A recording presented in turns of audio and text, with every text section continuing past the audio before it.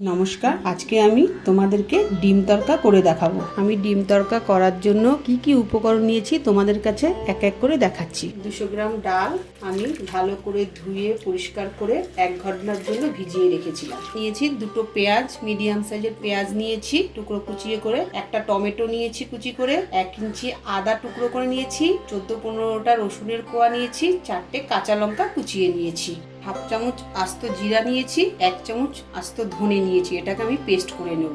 আমি গ্যাস জ্বালিয়ে প্রেসার কুকারে ডালটাকে ঢেলে দিলাম, 3টে সিটি মেরে নেব। হাফ চামচ নুন দেবো, এর মধ্যে হাফ চামচ হলুদের গুঁড়ো দেবো। তারপর আমি ঢাকাটাকে বন্ধ করে দেবো। ঢাকাটা বন্ধ করে দেবো।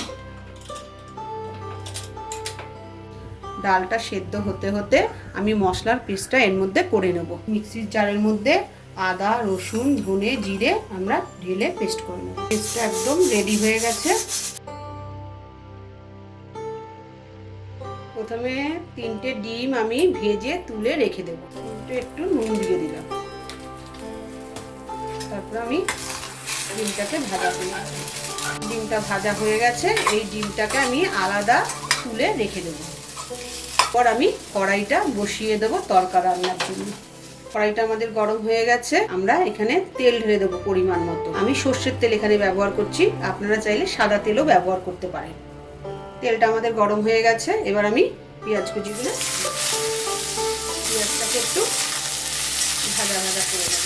অল্প, বেশি না, একটু ভাজা ভাজা করে নেব। পেঁয়াজটা আমাদের ভাজা ভাজা হয়ে গেছে। আমরা যেটা পেস্ট করে রেখেছিলাম সেটা এর মধ্যে দিয়ে দেবো। দিয়ে আমরা এবার একটু নেড়ে নেব। যতক্ষণ না আদা রসুনের কাঁচা গন্ধটা যাচ্ছে ততক্ষণ আমরা একটু ভাজা ভাজা করে নেব।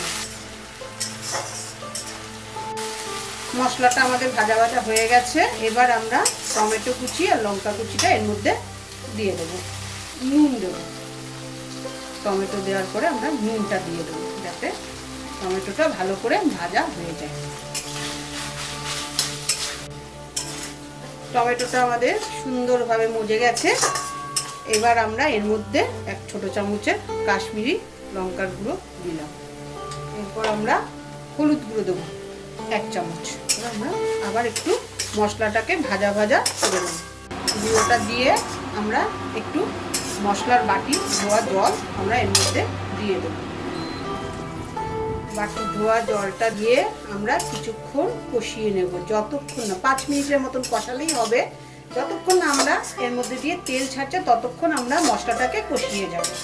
মশলা আমাদের পুরোপুরি ভাজা হয়ে গেছে। এরপর আমরা যেটা ডালটাকে সেদ্ধ করে রেখেছি, তরকার ডালটা, সেটা এর মধ্যে আমরা দিয়ে দেব।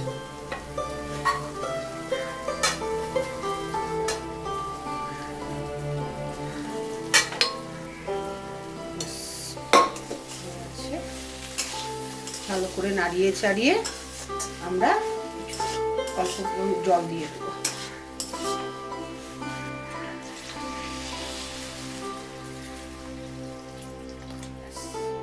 একদম আমাদের হয়ে গেছে। এবার আমরা 5 মিনিটের মতন ঢেকে রাখবো।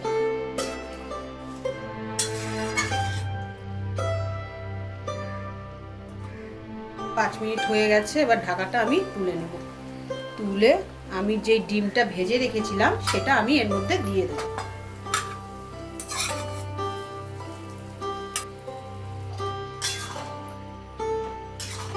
তরকা আমাদের হয়ে গেছে। এরপর আমি এর মধ্যে একটা সোমবারের মতন দেব, যাতে দেখতে সুন্দর লাগে, খেতেও টেস্ট লাগবে। তরকাটা আমাদের হয়ে গেছে। এবার আমরা অন্য পাত্রের মধ্যে নিয়ে নেব, সার্ভ করব।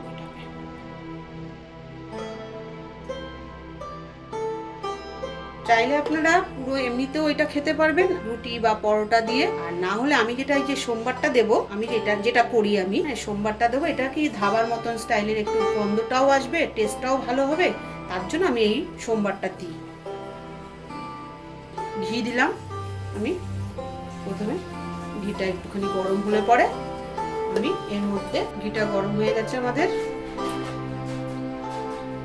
এর মধ্যে আমি 3টে আস্ত শুকনো লঙ্কা দিলাম। তারপর আমি মেথি পাতা দিয়ে দেবো।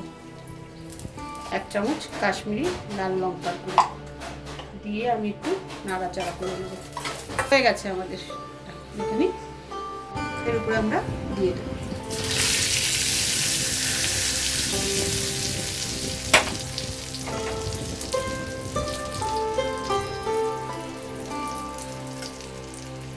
ওপরে একটু ধনে পাতা ছিটিয়ে দিই।